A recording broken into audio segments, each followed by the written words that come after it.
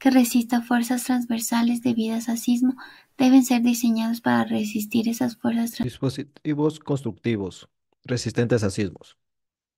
En esta sección se tratará principalmente de muros estructurales especiales y pórticos resistentes a momentos. Primer caso de muros estructurales, cuya razón sea el momento sobre la fuerza cortante por la longitud del muro mayor o igual a 2, podrán ser diseñados con los conceptos de diseño de elementos en flexión o flexo-compresión, según sea el caso. Segundo caso de muros estructurales, cuya razón sea el momento sobre la fuerza cortante por la longitud del muro menor a 2, el refuerzo longitudinal se debe calcular conforme a los requisitos de cortantes. Para estos sistemas, se empleará como refuerzo de acero, barrilla corrugada o malla electrosoldada.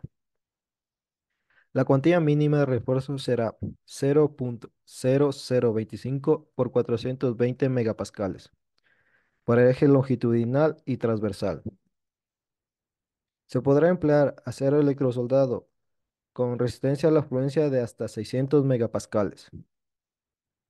El espaciamiento máximo entre refuerzos será de 450 milímetros. El refuerzo requerido por fuerzas cortantes se debe distribuir uniformemente. Cuantía de refuerzo. La cuantía de refuerzo para muros estructurales de hormigón es tal que, tanto en el eje longitudinal como en el eje transversal, tiene que ser mayor o igual a 0.0025. Además, el espaciamiento máximo entre refuerzo tendrá que ser de 250 milímetros. El refuerzo requerido por fuerzas cortantes se debe distribuir uniformemente. Se debe usar al menos doble malla de refuerzo en cualquier muro estructural de hormigón de más de 150 milímetros de espesor. Tendrá que satisfacer la siguiente fórmula. La fuerza cortante factorizada mayor a la área bruta de la sección de hormigón por la resistencia especificada a la compresión del hormigón elevado a 0.5 sobre 6. Columnas en pórticos con diagonales y elementos de borde. Refuerzo transversal. El refuerzo transversal se puede eliminar en el elemento cuando el esfuerzo de compresión sea menor que 0.15. Las columnas en pórticos con diagonales, los cabezales y los elementos confinantes de muros de mampostería confinada en combinaciones de carga que incluyan sismo deben tener refuerzo transversal. Los elementos de borde de muros exteriores de hormigón y los elementos confinantes de muros de mampostería confinada deben ser diseñados para resistir todas las cargas verticales, incluyendo cargas tributarias y peso propio, así como las cargas verticales necesarias para resistir el momento de volteo debido al sismo. El esfuerzo transversal de los muros estructurales debe anclarse en el elemento de borde, de tal manera que sea capaz de desarrollar los esfuerzos de fluencia. Refuerzo longitudinal. Todo refuerzo longitudinal de muros estructurales, pórticos con diagonales, elementos confinantes de muros de mampostería confinada y cabezales se deben aclarar de acuerdo con las especificaciones para refuerzo en tracción del capítulo 1 de estructuras sismo resistentes de la normativa ACI 318.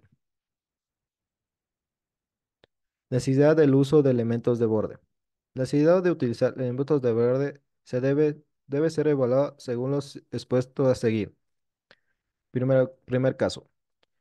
Esta sección se aplica a muros que son continuos desde sus bases hasta sus partes superiores y diseñados para tener únicamente una sección crítica para flexión y carga axial.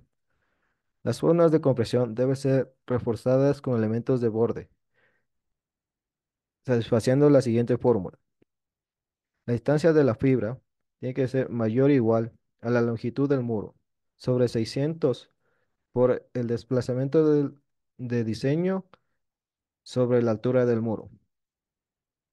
Se deberá tener el desplazamiento de diseño sobre la altura del muro mayor o igual a 0.007. En donde se requieren elementos de borde solicitados según lo anterior, su refuerzo principal debe ser extendido verticalmente desde la sección crítica hasta una distancia mayor que la longitud del muro y que un momento mayorado de la sección sobre 4 por la fuerza cortante factorizada. Caso 2. Los muros que no satisfagan los requisitos del caso 1 deben tener elementos de borde en sus extremos y en sus aberturas. Cuando el esfuerzo de compresión máximo en la fibra extrema correspondiente a las cargas factorizadas con el efecto de sismo excede 0,20. Estos elementos se pueden descontinuar en el nivel en el cual los esfuerzos de compresión sean inferiores a 0,15.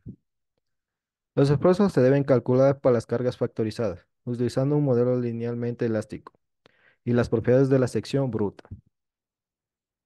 Para muros con alas, el ancho efectivo se puede tomar como la distancia desde la cara del alma hasta el muro de los siguientes valores. El 50% de la distancia hasta la siguiente alma de muro. El 25% de la altura total del muro. Elemento de borde. Necesidad de elementos de borde. Cuando se requieren elementos de borde, se deben satisfacer los siguientes requisitos.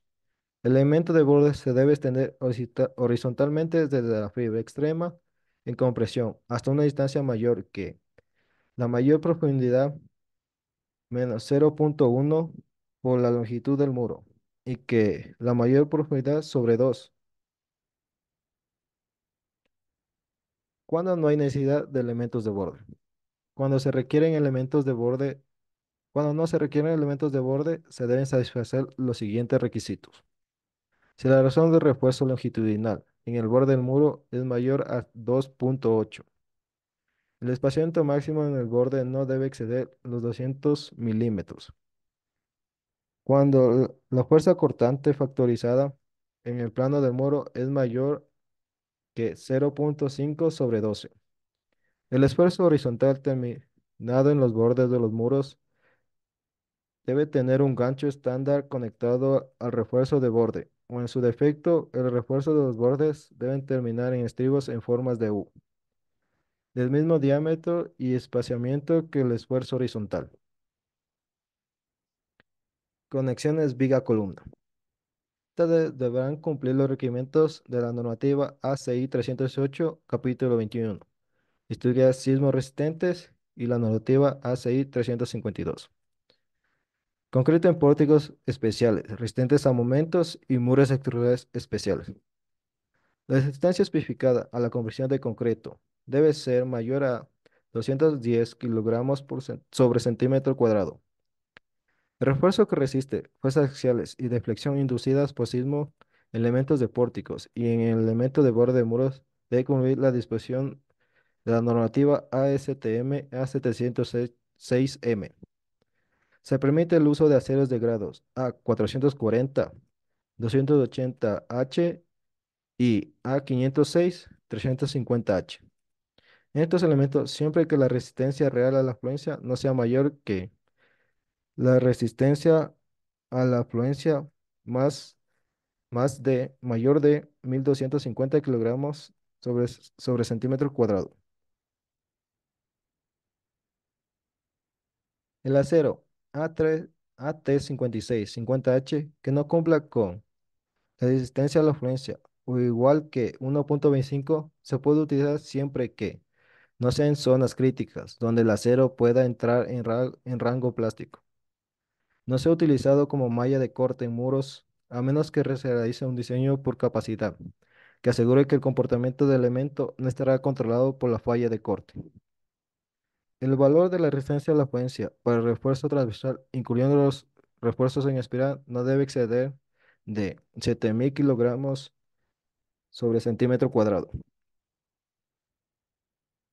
El valor de la fuerza a la afluencia usada para calcular la cuantía de refuerzos de confinamiento no debe exceder los 7.000 kilogramos sobre centímetro cuadrado. Apéndice normativo 1. Control de calidad de obras de hormigón. El control de calidad en la construcción de obras de hormigón armado es esencial para garantizar la seguridad y durabilidad de las estructuras. A continuación detallamos puntos que son importantes para llevar a cabo dicho control. Supervisión e inspección. El propósito es verificar que la estructura cumpla con las normas y reglamentos de construcción vigentes. Tolerancias. Las obras de construcción y los elementos de hormigón armado deben cumplir con las tolerancias de ubicación, alineamiento, dimensiones y otras especificaciones en el documento ASI 117. Especificaciones de hormigón. El hormigón utilizado debe cumplir con especificaciones ASI 301 para hormigón estructural. Evaluación y aceptación de materiales. El cemento debe cumplir con cualquiera de las siguientes especificaciones: NTE INEN 152, NTE INEN 490. El control del proporcionamiento, dosificación y mezclado del hormigón es crucial para garantizar la calidad y las propiedades deseadas en la mezcla, para lo cual tenemos control de la dosificación del hormigón.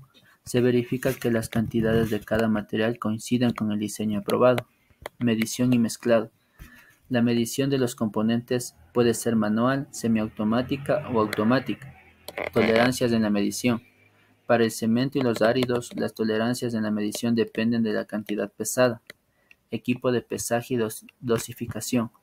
Las tolvas de pesaje deben asegurar una descarga completa y sin acumulación de material. Uso de aditivos. Los aditivos líquidos deben suministrarse en peso y volumen con equipos que cumplan con las normativas.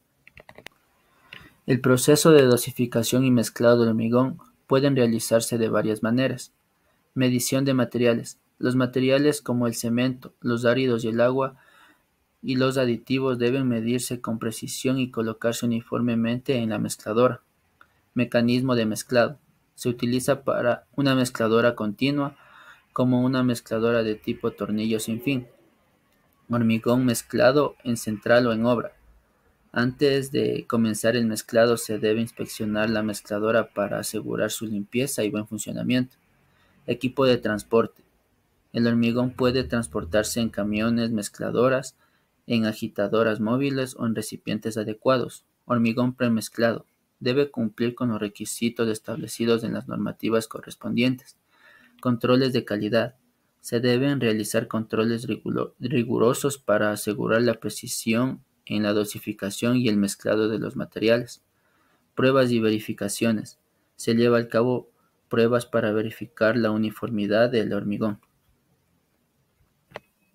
La supervisión antes de la colocación del hormigón es crucial para garantizar que la estructura de hormigón armado se construya de manera segura y conforme a los estándares. Aquí tienes algunos puntos importantes a considerar. Excavación y cimentación. Antes de verter el hormigón se debe verificar que el suelo de cimentación esté adecuadamente preparado en términos de compactación y humedad, la estructura de encofrado y apoyos, la colocación de acero de refuerzo, los elementos ahogados en las juntas. La ubicación e instalación de las juntas deben cumplir con los estándares especificados en el proyecto. Apéndice normativo 2. Requisitos y normas deben cumplir los materiales de construcción, centrándose específicamente el hormigón de cemento hidráulico y sus componentes. El hormigón es un material compuesto fundamental en la construcción que requiere un minucioso control en todas sus fases. El cemento hidráulico es un componente crucial del hormigón y debe cumplir con las normas específicas. Acero de refuerzo. El acero de refuerzo debe ser corrugado, excepto en casos específicos como en espirales o aceros de pretensado, donde se permite el uso de acero liso. Refuerzo corrugado. Se detallan normas para diferentes tipos de acero de refuerzo corrugado, incluyendo acero al carbón de baja aleación inoxidable de rieles y ejes. Refuerzo liso. Se detallan normas para alambres lisos utilizados en refuerzo en espiral. Acero para pretensado. Se utiliza normas para diferentes tipos de acero pretensado, incluyendo alambre, torón y barras de alta resistencia. Perfiles y tubos de acero estructural. Se establecen normas para perfiles y tubos de acero estructural, utilizados en elementos compuestos sometidos a cargas axiales o a flexo compresión.